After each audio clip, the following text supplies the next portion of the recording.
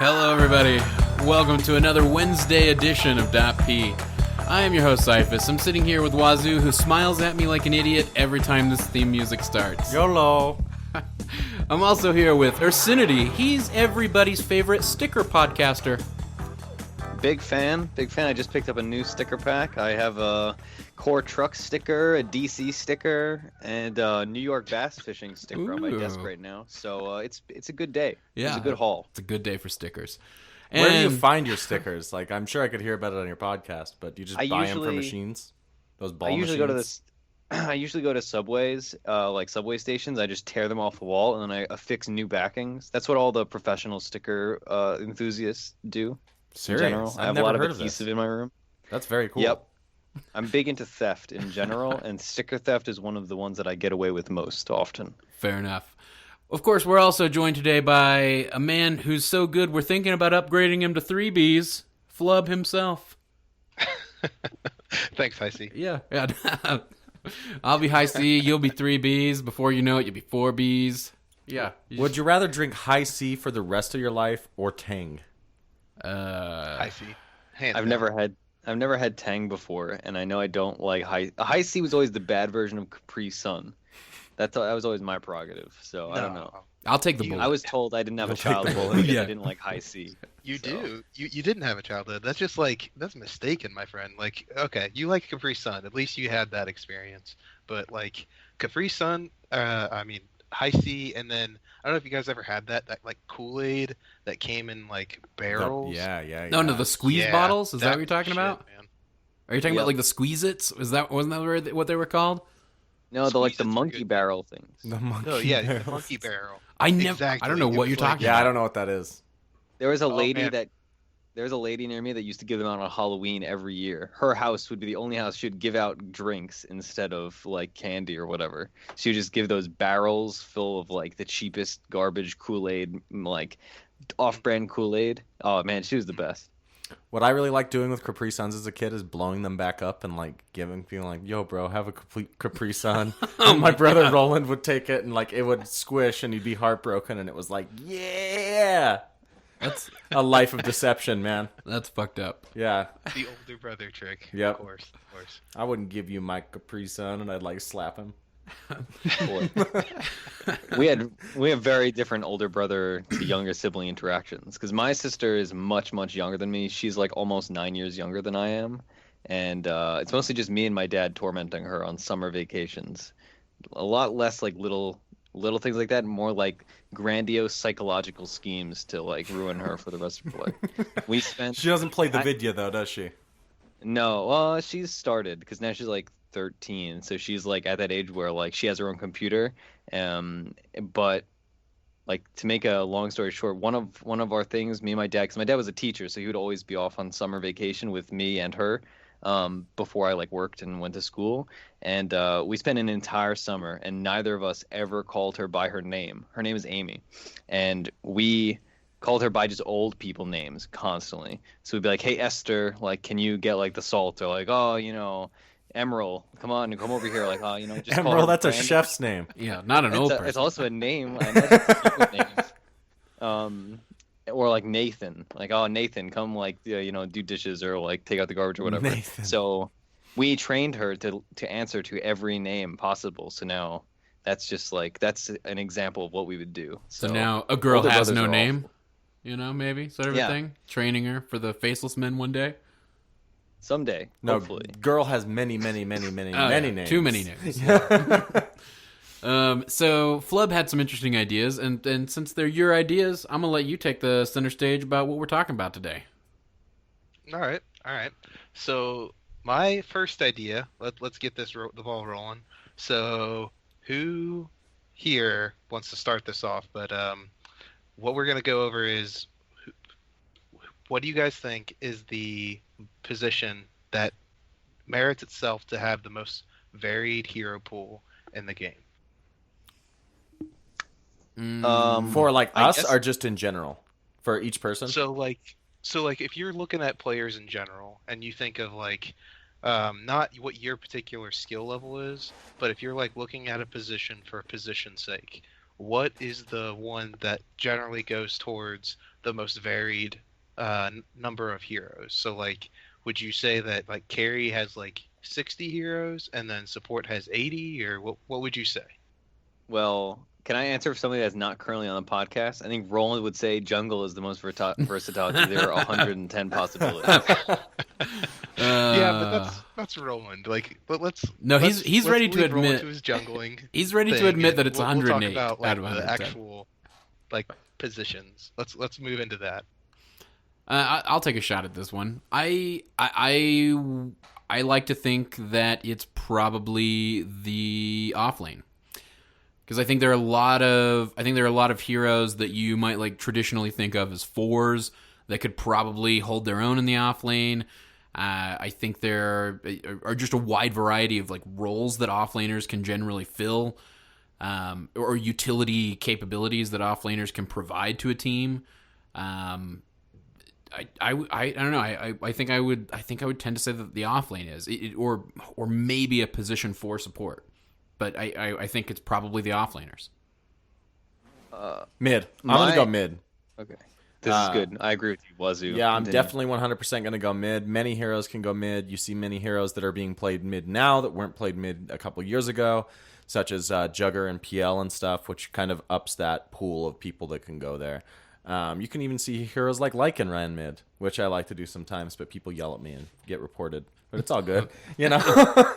But there's many different types of heroes, int, strength, and agi that can go mid, and I feel like that would be my off the cuff guess if I had to make one.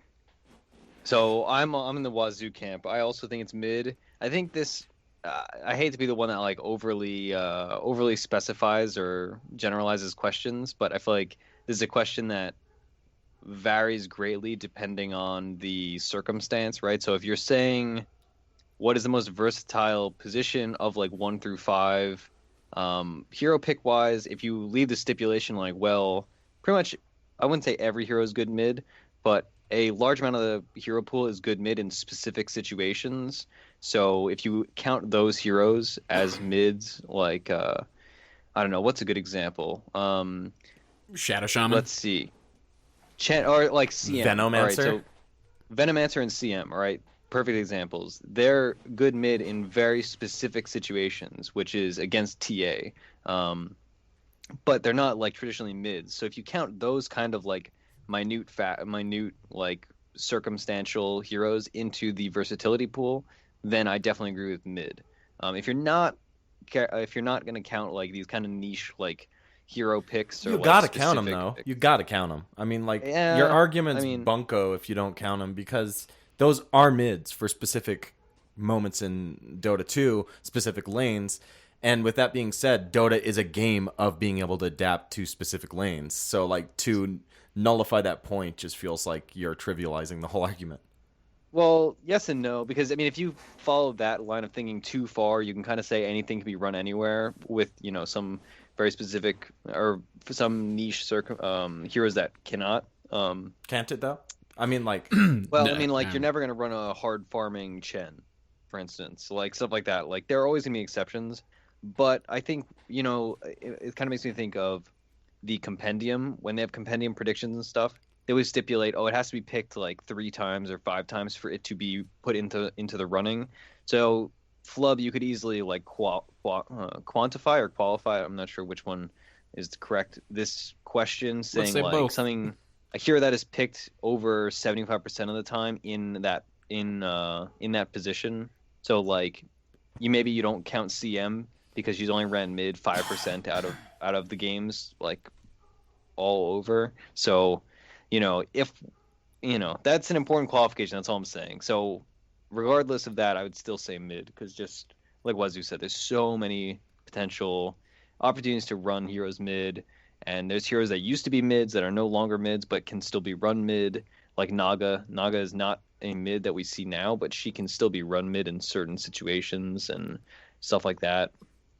So that's my I would answer. not count Maiden, but I'd count like Veno, oddly, because I know situations where it'd be good to pick Veno. And I'm sure other people who play Maiden would say like there's moments like that. Some people say you can run Necro mid. And it's like all this different, like everyone's got a philosophy on who can be ran mid. And when it comes down to it, it's just like a hero they're comfortable with that they saw ran mid in a pub once or something. But I feel like the big argument behind something being able to go mid is that it's something that benefits from it. I feel like you're overextending the, hey, it's good to get levels and gold or solo levels and gold on a hero. You know what I mean? Like, I feel like you're overextending that argument. Of course, it's good for... any hero can be run mid because it's good to hit level 6, arguably, with nearly every hero in the game as quickly as possible. Yeah. Some more than others. It's all relative, right? Like, and that's kind of the argument with a lot of things, whether it's XP priority or gold priority. It's like why are certain heroes hard carries, right? It's not because certain heroes are bad with gold. It's just certain heroes are better with gold than others. So that's why you put certain heroes in the 1 position and certain heroes in the 5 position.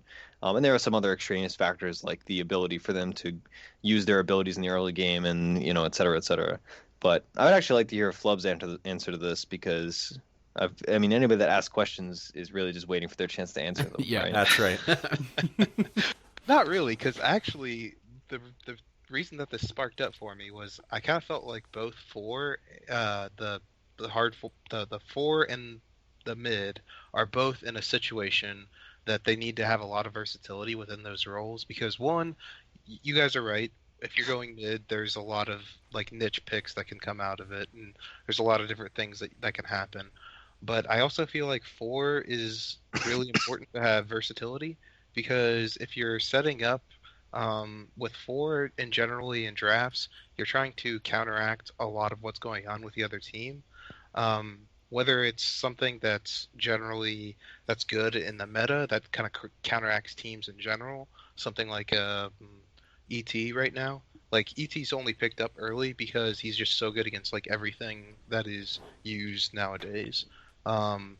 So I think that's like something that's versatile in that situation, but it's not versatile right now because he is the finding factor.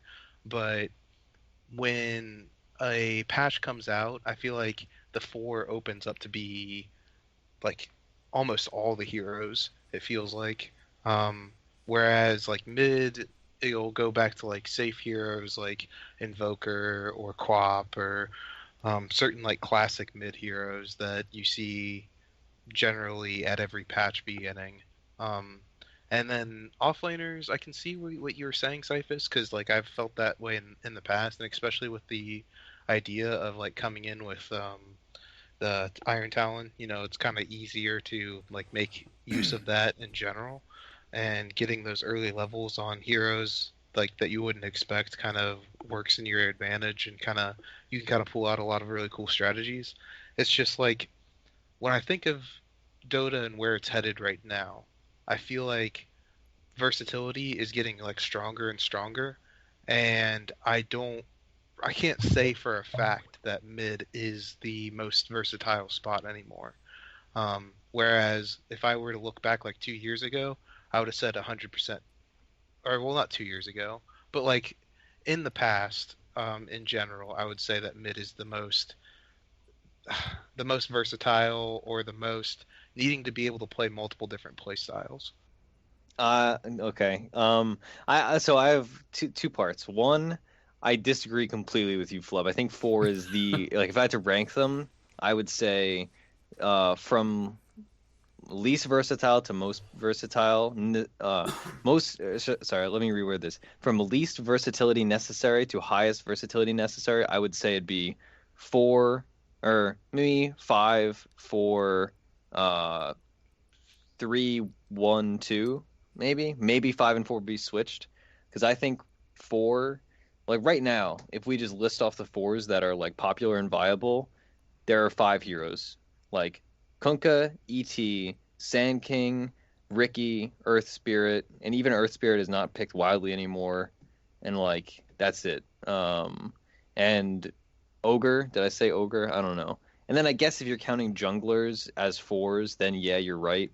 But the thing about mid, and the reason why I rank it so high, is that you can be a mid player with low versatility, But to be a good mid player, and especially if you bring it down to actually talking about drafting and like the extra level of thought that goes into drafting, mid, you need to know how to play counters to other mids because of in captain's mode, right? If they reveal their mid third, you can't just pick a fourth pick mid that is just like whatever you want, right? You have to be counter picking their mid.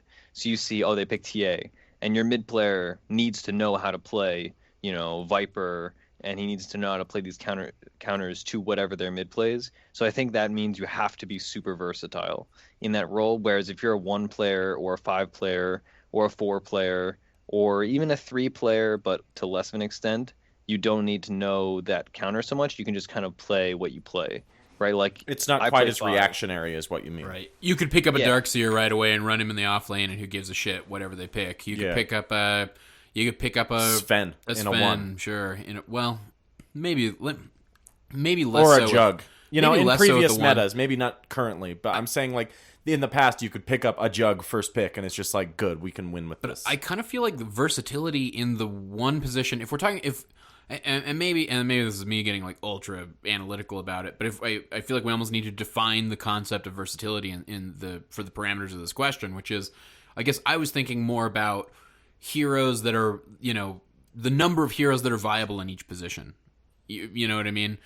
And I get your argument for mid, but I definitely don't get your argument for like the 1 outranking a lot of those positions. I think 1 is least versatile. Yeah, I would say the 1 position. is absolutely the least versatile position. I think it's close, but I think 2 is well above, and I'm mostly thinking about like what I pick in pubs, and maybe I'm like for instance, I was playing a game earlier, and I had to play offlane, and I was just thinking, like, what the heck do I play? There's only like 7 heroes that come to mind that are at all viable in this lane. And if you're, I suppose, and again, like, this is why, like, this is a question that needs like a lot of qualification, because like if you talk about like what are the, what role has the most top tier heroes that are like highly pickable in many situations, or at least in a decent amount of situations, then that like further narrows down the list. But in the off lane, it's like, I can't, like, Clockwork is not a top tier pick anymore. Centaur is not top tier. But yeah, if you want to make the argument that you can pick like low tier offlaners and add those to the list, yeah. But, like, if you're offlane, it's like, all right, you play Axe, you can play Magnus in certain matchups, but that's very suboptimal. But then other than that, it's like, all right, Tidehunter, Timbersaw, Beastmaster, Slardar. Bam, 4 heroes. What other offlanes do you see commonly? Like, nothing's really coming to mind. Did you Sand throw King, Axe in there? Yeah, Axe. I mean, I guess. Yeah, was that a joke? Void, yeah, Void's at 6, right? Void. Number I said. We said Darkseer, right? And Darkseer, yeah, so 7. I mean, like, didn't we see a Doom off lane at TI? I mean, didn't we see? No. I could have sworn we did saw like once, and they lost. Yeah. Moo was famous for Doom off lane for a while, but now it sucks. Thank God, because that hero is awful. An Ursi proclamation of awfulness. I don't. Doom buy it. is like my most hated hero in Dota. Actually, almost as bad as Kunkka support. Yeah. Doom is like in my top 3 most hated heroes. It's like Doom, Techies, and I don't know, something else. Doom is the least imaginative hero in the entirety of Dota. A 7-year-old could come up with a more interesting concept than His Doom. name is Doom, and he casts Doom, and he has a spell called Doomblade that hits you. No, what's that called? Scorching Blade? Yeah. It's pretty bad. And then he has an ability called Devour that eats things. Oh my god, what a it's like almost like Slardar, right? All his abilities are to the T what they do. Amplify damage, bash, sprint, crush. Crush crushes, sprint sprints, bash bashes, and amplify damage amplifies damage. Doom. Who named this? It's like a poor translation or something. God. I would definitely say that I think mid is the most versatile, but 1 is the we least all do versatile. rankings. Yeah, okay. In the let me go least versatile to most in my mind.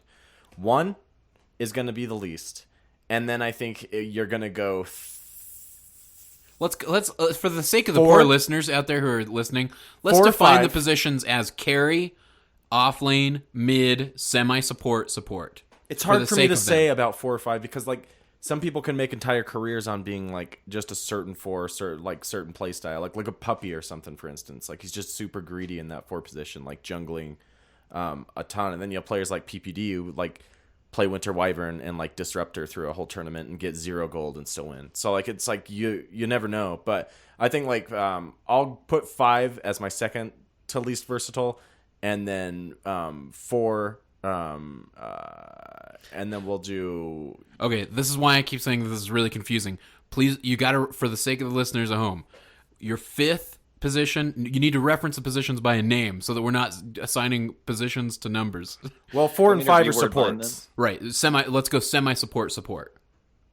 Okay, Semi-support, so I'll hard go support. carry, semi-support, support, and then we'll go Offlane mid. offlane and then mid. Yeah, that's how I'll do my list. Okay. I think offlane right now can be a more versatile position than people give it credit for. 4 top tier picks, like, yeah, I guess so. But we're not just counting top tier, right? I mean that is the question, right? And just to clarify, using that definition, my list would be semi-support and support as last, kind of tied. I'd probably say support last, semi-support, carry, offlane, mid.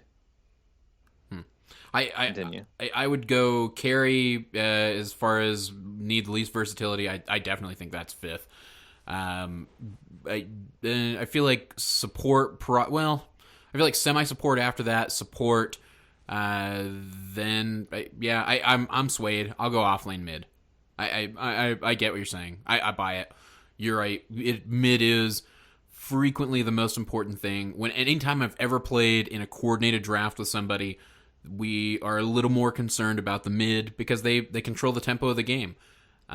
So you do need to. It's a very delicate back and forth between countering the other player's mid or getting as even of a matchup at mid as you possibly can.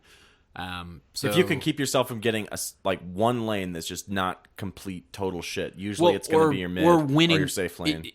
I think so. The reason I'll say that I guess maybe the meta argument I kind of see developing behind that is, if you're going to win, if I gave you a choice between which of the 3 lanes you were going to win for sure, I think you'd almost always say mid, because mid is the tempo controller.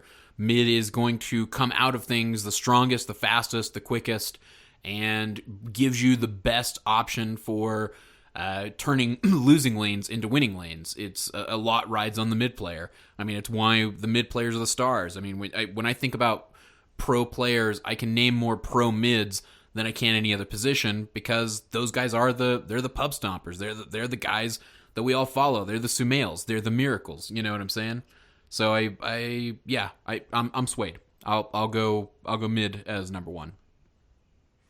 Yeah. Wazoo. Flubb, what about your ranking? I think so if we're talking about the least to most, I'm gonna say probably regular. If we're talking about like just tier 1 stuff, which I think that's what everyone's kind of been going down for their lists. For tier 1 stuff, I think that support is probably the least. Then probably carry. Then I guess you guys convinced me a little bit. Semi support, and then offlane, and then mid. I think that mid is the most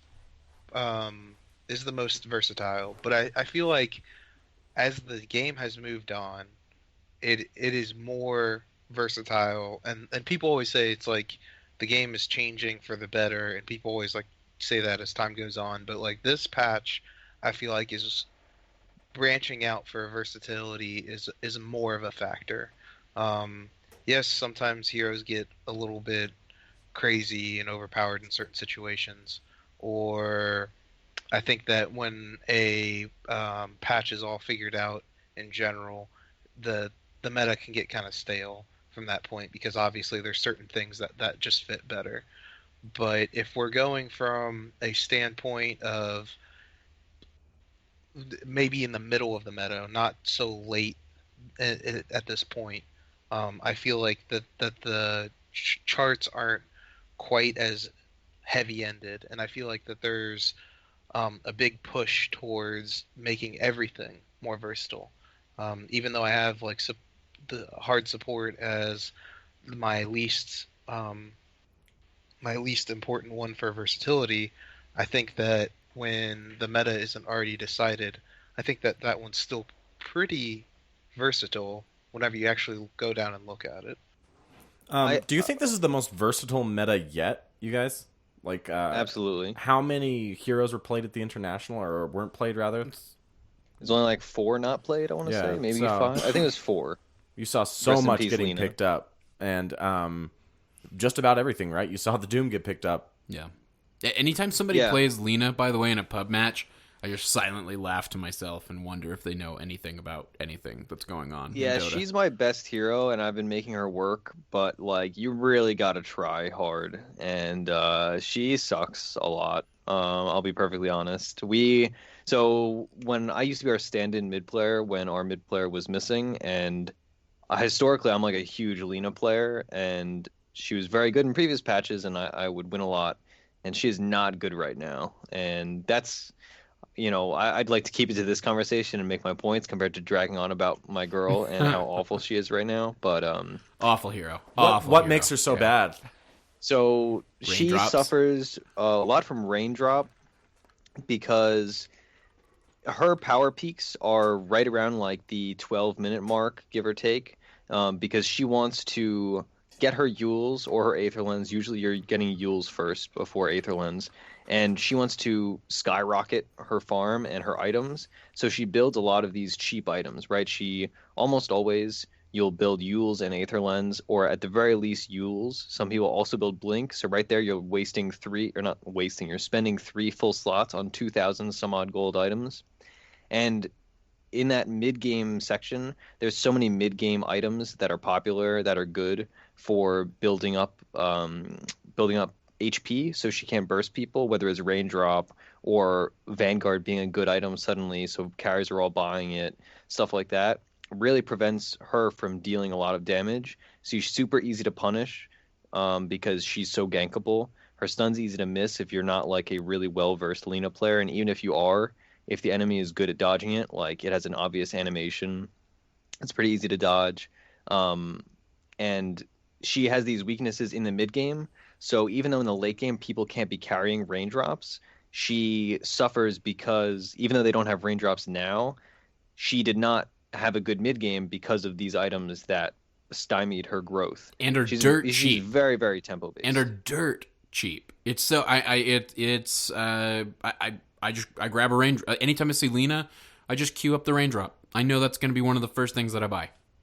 Yep. I mean, you should be buying raindrop all the time. That item, I know, like the memes with me and roll and mid, whatever. But raindrop is honestly like a god tier item. I've been winning so much more now that I just buy it every game I'm supporting. Every game on support, I have raindrops, windlace, brown boots, and that's all I need. I don't need mana boots on a lot of heroes now because it's like, all right, I'm just carrying raindrops. I have all this mana regen just passively for 225 gold. It makes me survivable. Do you pick up two sets of raindrops like Roland does? I never buy 2 at once. Sure. But I will buy some games. I'll buy like 3 3 different raindrops. Like once one is done and the other one's done. Yeah. And the third one's done. Nah, I was Past that, like I'm usually getting other items, but I was just making fun of the fact that he likes to pick up 2 at a time. That's yeah. all. I mean, whatever memes. But raindrop is honestly the god item. Anyway, to get back to versatility, I had a comment to make that now I'm like already so sidetracked from. Versatility, like the key defining factor when I was thinking of my list is if I'm playing in either a pub sense or like a organized team sense, I was thinking which roles am I most punished by being a not versatile player in. So for instance, like as a 5 player, for our team, for TI qualifiers, and for a lot of the tournaments we've played in, I only play like 3 heroes. I play, right now, in our drafts, sometimes we do other things, but generally I play Shadow Demon, I play Winter Wyvern, and I play Oracle every once in a while, and like, that's it. And I play Rubik. In my pubs, literally I just play 2 heroes. I play Shadow Demon, I play Rubik, and I used to play a lot of Winter Wyvern, but recently, like, you can honestly play 5 and just spam like 3 heroes. And that's why Flubb as a captain / former captain you know this better than anybody. When you're drafting, you draft your fives first because they don't have to be versatile and they don't give a lot away. So you see, like as a five player, you can be not versatile and be perfectly successful and only play like three heroes.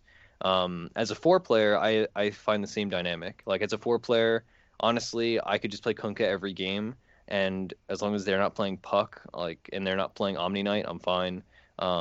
Three, you kind of get punished in certain things, but Iron Talon's so good you don't have to be very versatile. You can just play like Beastmaster, and if things go bad, you just Iron Talon.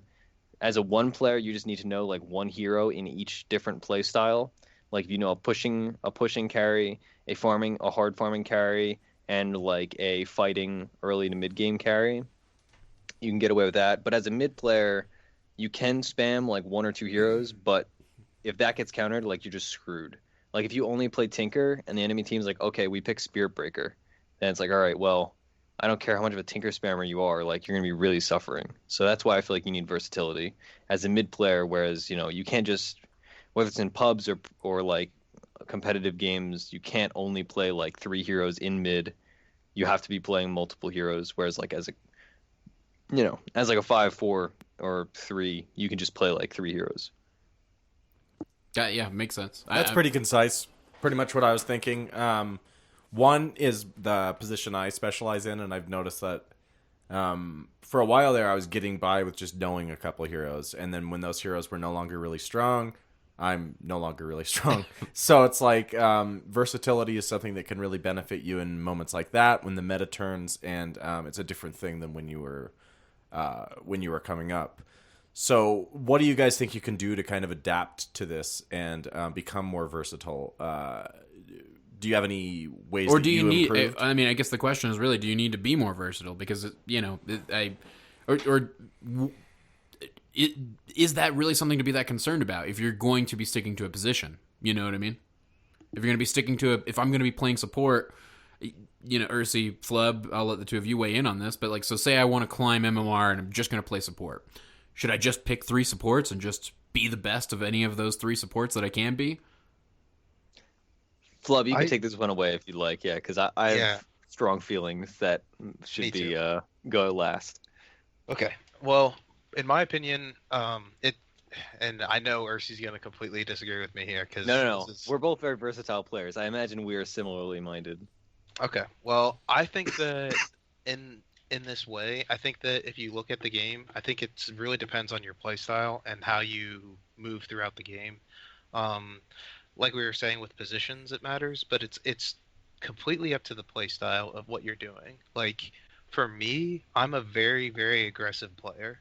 If I didn't know a lot of heroes, I would be so bad at this game because my whole play style is shutting down the other person and making them have a bad game. Whereas like if you look at Ursi, he's really good at farming. He is a very safe player. Even on fives, he farms very well. And that's how you, if you're going to play that style, I think you're generally able to play less heroes in that situation because you can have the comfortability. That's not a word. But... The comfort of. Comfortability is a word. Okay. Well, it's not the right word in this situation, in my opinion. But anyway, we'll go for it with that for a while. So the comfortability of having like a couple heroes that you can play really well and being able to last hit and make sure that you guarantee yourself that farm, because that's what you need to happen if you're going to play safe.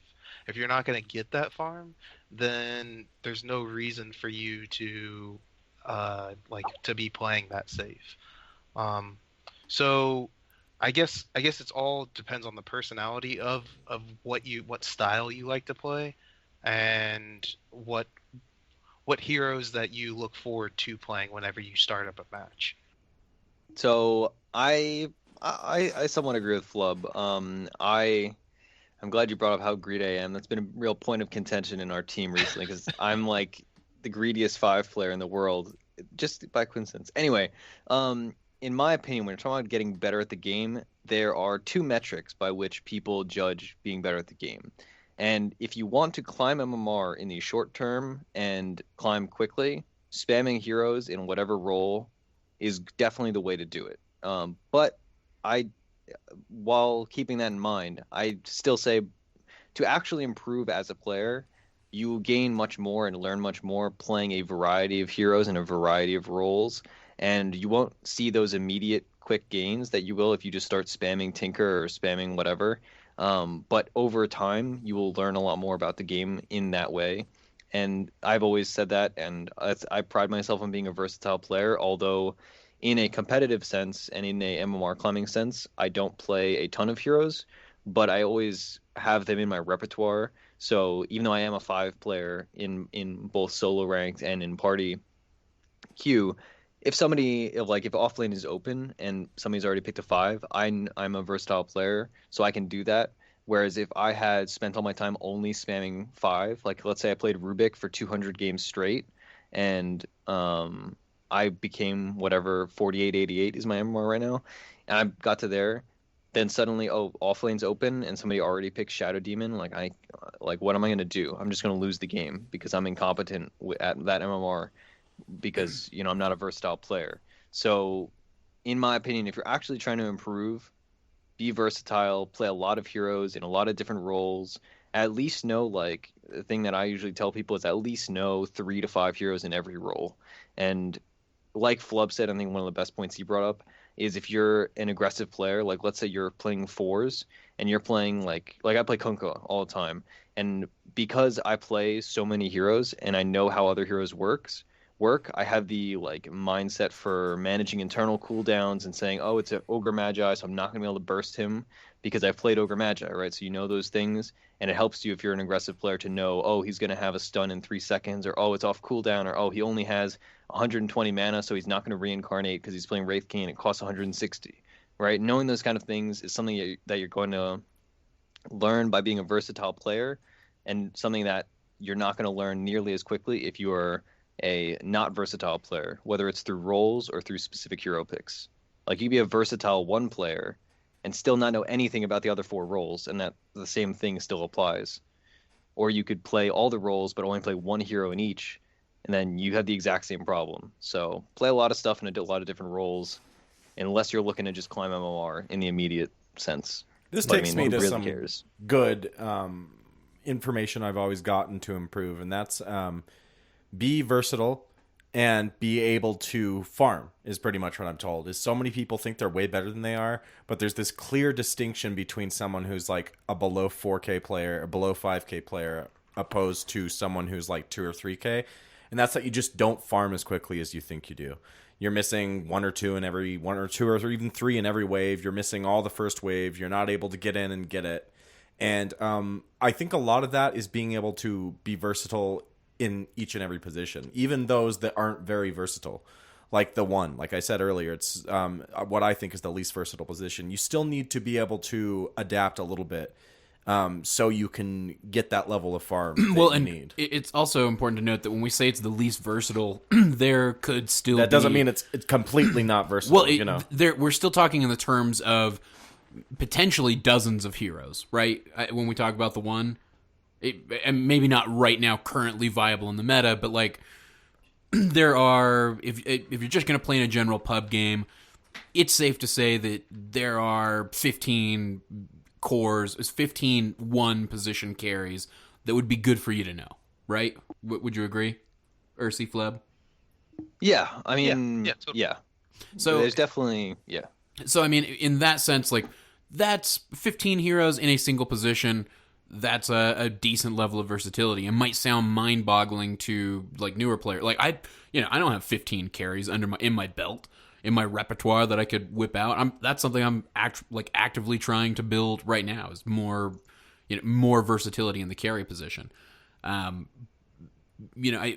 think that might be maybe something that's good to explain to the casual player who might be listening to this. Just that, hey, that versatility might mean a little bit more than you think, as far as the number of heroes available to you. When Ursi's talking about the mid, I mean, you're literally getting into like potential niche picks that could work there, which is why I totally buy the argument for that.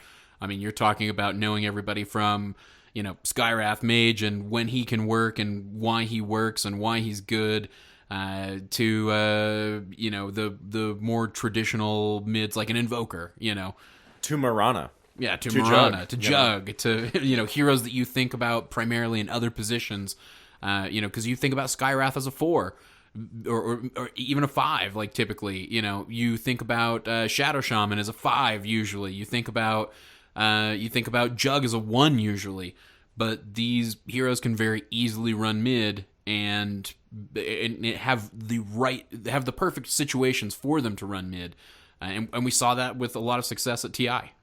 Yeah. So yeah, and this is one of the advantages that people that have played the game for longer definitely have over people, and I think Flubb would certainly agree, is that if you've played Dota for a lot of patches and you remember when X hero was a popular mid, even though right now they're a popular support, then when the meta changes and if you played a lot of Mirana before as a 4 player and now suddenly she gets buffed with this Aghanims upgrade and she's being played as a mid, if you are a mid player exclusively and you only play mids, you've probably never played Mirana before if you're a not versatile player who doesn't play other roles. So then now you have to learn Mirana entirely. Whereas the guy that plays a lot of different heroes, he reads the patch notes, he sees Mirana has an Axe now that's really, really good, and he could just go into a game and pick Mirana and be fine as a mid player. And you need to learn specific matchups and stuff, but when you are versatile, and I think this is one of the big reasons why I do so well in the beginning of patches, is because I can play, I'd say 75% of the heroes at a 4K plus level and 50% of the heroes at 4.5K plus. And so that works for me because I'm just a versatile player, whereas somebody that only plays QoP and OD is going to suffer because they see patch notes, their 2 heroes are nerfed, and then they're just shafted for the next month until they learn the new they learn the new meta stuff. Yeah. All right. On that note, I'm going to take us to a quick break. We're going to hear a quick message. Spoiler alert. It's about Roland in a monster truck. And then we'll be right back. Hello, everybody. This is Roland from your favorite Dota 2 podcast, Defense of the Patients. I am asking a lot of you on this commercial, and that is to go to defenseofthepatients.com, and in the top right, you will see a survey. This is going to give us money. Money that we will spend on terrible things, probably. I've always wanted a monster truck, and if you can help me achieve that, I'd really appreciate it. We've been doing this for 2 years now, and I now have a chance to get a monster truck, so that's pretty exciting for me. Check out the survey. If you don't want to fill it out, don't. But we do need some of you to fill them out. I'm totally rambling here, and I probably should have a script, but I don't have a script. And so this is going to go on for another 10 seconds because you're supposed to have a minute, and I'm at 52 seconds.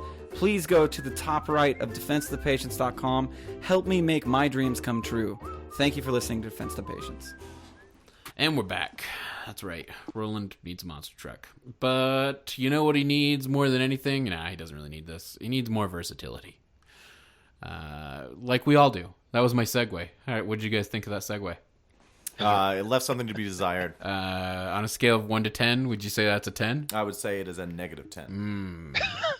Get an A for effort. But yeah, we wanted to talk a little bit about personal versatility, and that actually did hit home for me. We were discussing it briefly while I was figuring out all this new recording software and bullshit we're dealing with here. I realize versatility is definitely a huge hole in my own play. It's why I've gone through. I don't know. I'm going to touch on our last week discussion a little bit, the gaining MMR discussion that we all had. There was, I think it was Flubb who, you were saying you go into just about every match as a ranked match because why not have something on the line? Why not let that be kind of constantly changing and constantly determining where you're at skill-wise? I would say that even though the vast majority of my ranked matches are party ranked matches, I've had more or less the same attitude, but I still had a more serious outlook about it in that I hated to experiment with new heroes because I wanted to err on the side of caution and err on the side of comfort for the sake of my team. I didn't want to be the asshole, even though I party with assholes like this all the time. I won't name names, but I didn't want to be the asshole who's picking a hero that he'd never played before in a ranked match. You know what I mean? Who likes that guy? Who likes the guy who randoms a hero that he doesn't know how to play in a ranked match? Nobody.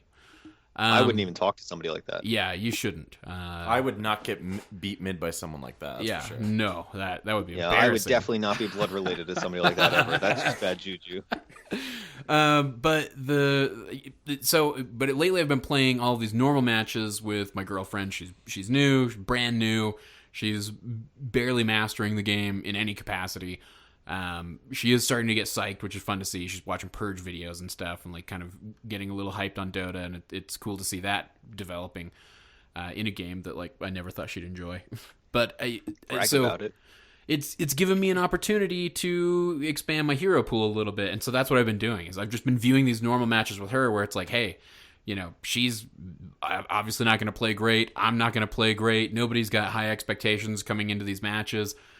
So I'm going to pick Spectre and play Spectre like I've never played her before. I'm going to pick Dusa. I'm going to pick, what was the other one that I ran the other day? Ember Spirit. I picked Ember Spirit. I'd never played Ember Spirit. I'm like, fuck it, I'll try it. I'll just try it and see how it suits my playstyle. See if it makes me, see if I get psyched on a hero. And I did. Like, to my surprise, yeah, when I picked up Spectre, I was like, Jesus, this is a lot of fucking fun to play. This kind of suits my playstyle a little bit. I like being this character. I like paying attention to the map. I like haunting in and snaking a kill from teammates in a 2K pub. It's kind of fun to do. And yeah, so I guess all this versatility discussion, yeah, it really hit home because I know that's a big hole in my play. So. It's a big hole in a lot of people's play. That's definitely one of the biggest things. Like, I'm just thinking in our community recently, Kairai, infamous divey mid player, he recently was, he was just playing a lot of different heroes, and he was like, man, I've learned a lot about being a mid player by playing 4 and by playing supports and stuff. So, I mean, if we haven't hammered it home enough in the first part, versatility is pretty key. Yeah. How about you, Wazoo? Got a versatility? I never was a tidbit to add? versatile player until I felt like I had to adapt. I was one of those that just like played a lot of Jug and Sven and Lycan when they were strong. Like, I know they're still pretty strong, but like Lycan was way more strong, and that's where I got a ton of my MMR. And then they took like the crit chance away and stuff like that, and it like kind of made him not so universally picked, at least. And you couldn't play him the way you played him, which was like you could completely just farm jungle for very, very quickly, grab a Roche, and just kind of go from there and push out towers, and it was very good. But it's still good. It's just good in a niche situation. So I had to kind of expand, and I played a lot of support. I now play offlane. I play a ton of mids, and so I'm just trying to like learn. And my MMR has dropped a lot doing that because I've played a lot of ranked while doing that, and it kind of equalized out because no longer am I just playing 4 or so heroes. That's my gauge. It's now I'm playing dozens and all positions. You know what I mean? Yeah, I feel like that's exactly where I'm at too. Yeah, sorry, that's actually what I was going to get into. Sorry, Cyphus. I keep No, you're good. interrupting, You're perfect. Something a little bit that Wazoo and Cyphus kind of both sparked in me is that whenever I started playing Dota, and I think I've said this a few times on a few of the podcasts now, whenever I started playing original Dota, I actually didn't play versus humans until I played each hero once. It was like something that I just like told myself. So I basically understood what every hero's potential was. Now, obviously, playing the hero once, you don't understand all the little nuances that are possible. And after a while, you just need to like actually try them out. But it's surprising when you do move over to another role and you can like try some stuff out, how familiar it feels. Like when Cyphus was talking about when he was playing Spectre, and he can see across the map, and he knows when to haunt in. It's like, in general, it's not good to know that as a carry. Like, in general, you should be more focused on farming your lane and dealing with that scenario. And yeah, it's good to look elsewhere, but not anywhere near as much as any of the other positions. Whereas support, that's like pretty much what you do, is you're looking at the other team constantly.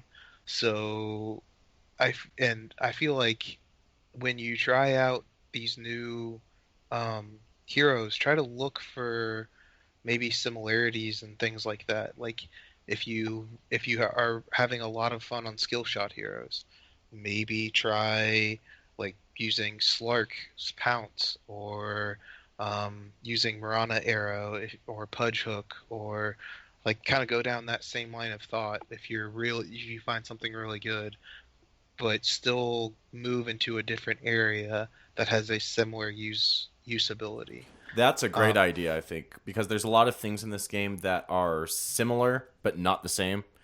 How certain abilities work, channel abilities, for instance, blink abilities, all this stuff. Like, once you've mastered that, like, it carries over to other heroes. You don't necessarily need to like learn it all from the ground up again. You just need to learn it in the context of that hero. You take the advantage of, the thing that I found when I started playing carry was that I no joke, I did nothing but support for the first 250, 300 games of Dota that I played. And I mean that maybe that's even conservative. That's why I recruited you, dude. I needed someone to hold my golf clubs in lane. I was basically Wazoo's caddy when this whole thing started. But I mean the experience of supporting and then transitioning over into carry in the same lane.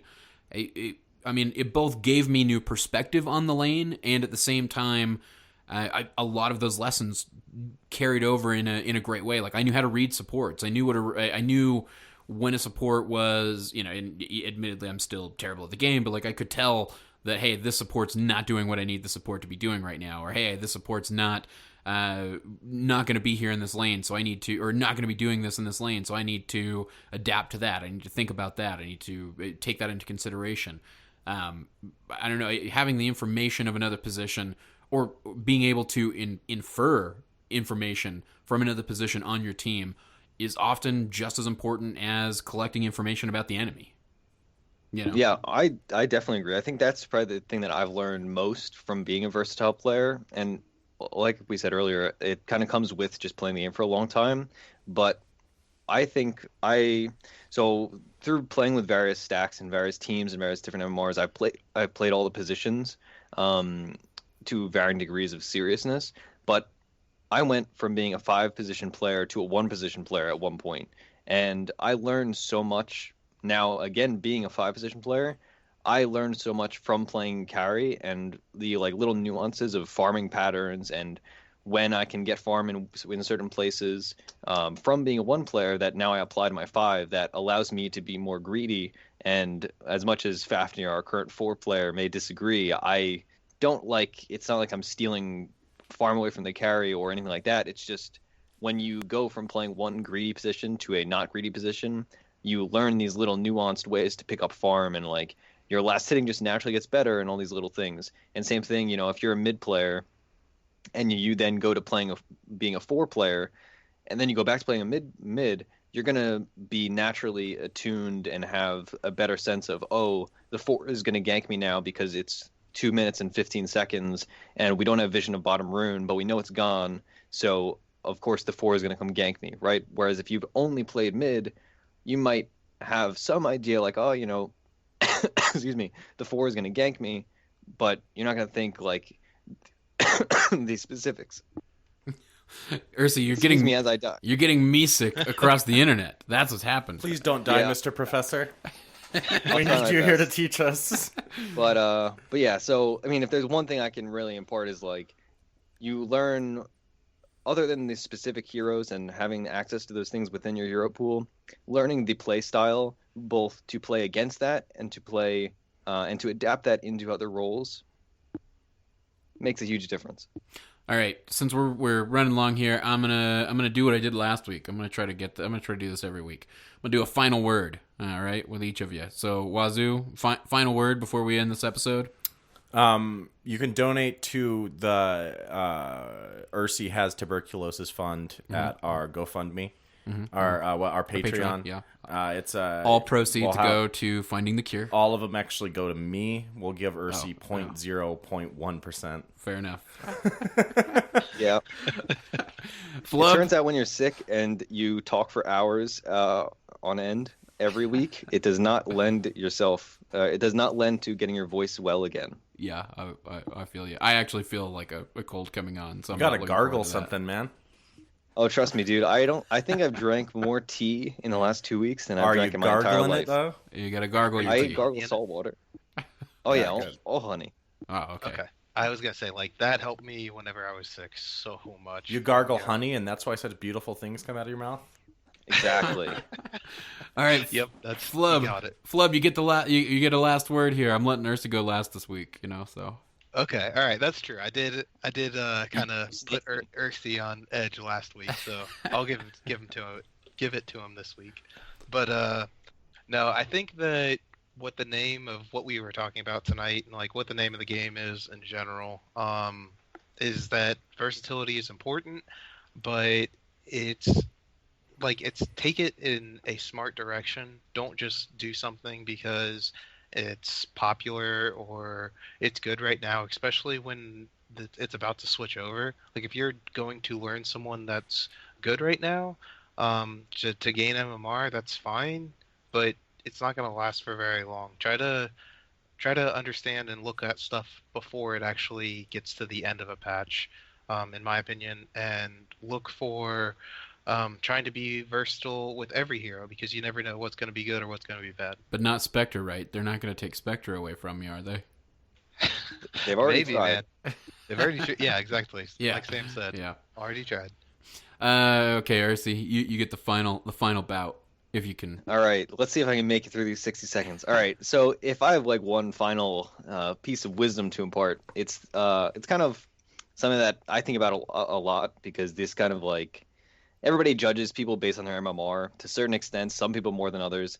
My pubs, they're 5 MMR higher than me, and they feel as though they're like 1,000 MMR higher. But I think MMR is a good general way to approximate skill, but it's important as your own player to realize that there is a correlation between MMR and skill, but it's not like causation, right? You can gain 500 MMR spamming one hero or spamming one role, and yeah, you'll gain that bit of MMR and you'll get better in that role. But if you're losing MMR, like, you're still getting better at the game, ideally, right? Like, there's always there's other reasons you could be losing MMR, but if you're like Wazoo recently has been doing, if you're now playing a more robust hero pool and varying your play style and learning new things, you're getting better, and the MMR will come eventually, even if you're losing it right now. So, don't get demotivated, and don't think, oh, I'm getting worse at the game just because you lost 300 MMR. Like, just naturally through playing more Dota and playing more heroes, you're going to get better, and the MMR will come eventually, if it's not coming right now. So, think in the long term, not the short term, right? If you're a Dota player, you're going to be playing Dota for years, right? It's just the reality. We all know it. For better or worse, that's how it works. So if you've lost MMR in the last month playing a variety of heroes, don't worry, you're going to gain it back in the next 6. All right, my 60 seconds are going to be Ursi's a liar, spam heroes. Spam them while they're OP. Do it now. Gain that MMR in the short term, because everybody wants to live fast and die young, right? Right, Wazoo? Some Yep, certainly that's do. why I play. That's why I lose so much. Yeah, Yeah. live fast, die easy every single game. Live fast, die, feed easy, dude. Yeah, live fast, feed easy. All Is that the right. title of Fast and Furious 7 or Yeah. 8, whatever number it is. Yeah, it'll be the. I think it's 8 now, right? It's got to be. Yeah. It's like 8 or 9. I just can't wait for the time travel one. All right, so this has been another edition of everybody's favorite Fast and the Furious podcast. Right, Ursi? See what I did there? You stole that from me. That was I did. Homage. Yeah, I just completely Homage. rip you off. All the best artists are the best thieves. That's my theme for the week. All right, so if you guys want to find us, we're at defenseofthepatients.com. Find us on Twitter at @p_show. We are each on Twitter. I'm at @p_Cyphus. He's at @p_Wazoo. Ursi is at Ursinity, and Flubb is at FlubbDota with 2 B's. Not 3 B's, 2 B's. Remember that, 2. Of course, at @p_show for the main show. And defenseofpatients@gmail.com if you want to send us feedback. A lot of folks have been sending in feedback. We appreciate it. Kick us your emails. We're going to read through them all. We're going to get back to each of you as soon as we can. And we are going to discuss a lot of the concepts, a lot of the ideas that have been pitched here on the show. Even though I don't think we got to any this particular episode, but we will in the coming weeks because we like what you guys... All the suggestions so far have been really interesting. And as you've heard on the show, sparked some interesting conversation. Of course, if you go to defenseofthepatients.com, check out our Amazon banner. That's how you can help us without spending any extra money. Just redirect you over to Amazon. You buy what you're going to buy. They kick us a little back. Of course, the survey. You heard the commercial for it. We need a few more of those. We're going to keep pumping along until we hit our 250 mark. If everybody that listened to this went and did it, it would take about 30 seconds per person. We would have like 10 times the number of surveys we needed. So if just a few of you actually go do it, we'll get exactly what we need. So really appreciate all those who have done that for us so far, and all those who are going to do it after listening to this episode. Yeah. Sorry, Cyphus, you're the psychologist. You're thinking about the bystander effect. Yeah. You're killing us because now I am? those, man, somebody else is gonna do it. I'm not worried about it. And you got to say specific names like you, John, Cheryl. Do the survey. There's It somebody helps out there us. named John, Get Robert. specific. Robert, you're probably there right now listening, and you You haven't don't want filled it out. P to end up being that lady dying in the New York City streets while a Yeah. circle of people are there. That's right, Kitty Genovese. Kitty Proud. Yeah. You, Robert, Sam, Jim, Earl. You think there's anybody named Earl playing Dota? I hope so. Write us in. Put it in your survey form. Let me know. Let me know, Earl, if you're playing Dota, and then go fill out the survey, goddammit. All right, that's going to be it. youtube.com/.ptv1, where you can listen to all our episodes, twitch.tv/.ptv, where a lot of streaming is going on. Ursinity has been streaming a shitload. Proud has been streaming a shitload. I've been enjoying Proud streams a ton. He's sometimes is quiet, but it's always funny, and I see him do something. I see him do things all the time that just make me wish I was that good. Like the other day, I tuned in for like 15 minutes while I was cooking some food and watching him stream as I was doing it, and I saw him click on the I can't remember what hero it was, but he was playing Slark. And he clicked on the hero, and the guy had a pair of raindrops, and I just watched Proud go 1, and then pounce on the guy to kill a raindrop, to kill a charge, and 1, and then 2, and then kill another charge on the raindrop, and just do little things like that you don't really think about. He was saving the rest of his team from the danger of those raindrops by just pouncing a couple of times to get rid of them. His Lena mid will be very happy. Yeah, so I thoroughly enjoyed even just seeing that, and I've got a few other games. I think a couple that he was playing with you even that were incredible games. So there's good Dota to be had on the stream, and later on, Roland will be on jungling, and it'll be some bad Dota. But fun. Yeah, but it will be fun. Or funny. All right, that's going to be it for us, folks. Until next time, this is Cyphus for Wazoo, for Ursinity, for Flubb, saying good luck and Godspeed.